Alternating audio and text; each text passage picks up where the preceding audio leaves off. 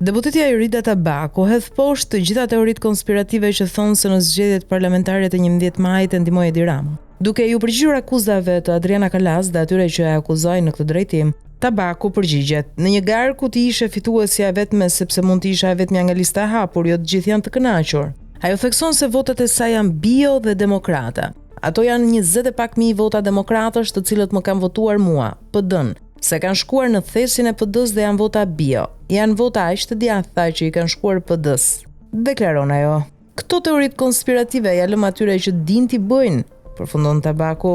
Në zgjedhjet e 11 majit, Tabaku është kandidatja e vetme e Partisë Demokratike që futet në kuvend nga listat e hapura. Ajo mori plot 20.586 vota.